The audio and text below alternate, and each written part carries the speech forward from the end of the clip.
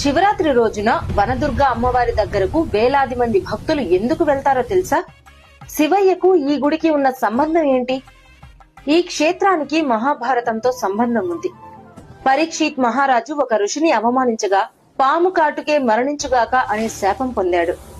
అలాగే ఆ రాజు పాము కాటుతో మరణించాడు.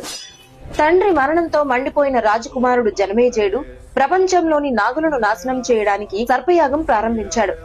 ఆకాశం నుంచి పాములు అగ్నిలో పడిపోతుంటే సృష్టి సమతుల్యం కూలిపోతుంది. అప్పుడు దేవతలు పరమశివుణ్ణి ప్రార్థించారు.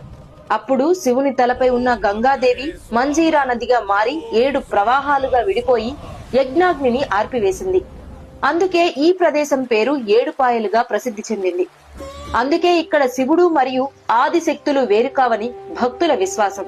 ఆ పవిత్ర ప్రకృతి మధ్య వెలసింది వనదుర్గా భవానీ అమ్మవారు. ఇక్కడ ఆ 7 ప్రవాహాలు అమ్మవారి పాదాలను తాకుతూ ప్రవహిస్తాయి. ఈ క్షేత్ర దర్శనం పాప విమోచనం, దైవానుభవం అని భక్తులు నమ్ముతారు. అమ్మవారిని దర్శిస్తే శివుని కృప కూడా లభిస్తుందని, శివశక్తులు ఒక్కటేనని భక్తుల విశ్వాసం. అందుకే శివరాత్రి రాత్రి ఇక్కడ జాగరణలు, దీపారాధనలు, ప్రత్యేక పూజలు ఎంతో భక్తి శ్రద్ధలతో జరుగుతాయి. మీరు శివయ్య భక్తులైతే ఓం నమ శివాయ అని కామెంట్ చేసి మా పేజీని ఫాలో అవ్వండి. ఇలాంటి పవిత్ర క్షేత్రాల దైవ కథలను మరిన్ని మీ ముందుకు తీసుకొస్తాం.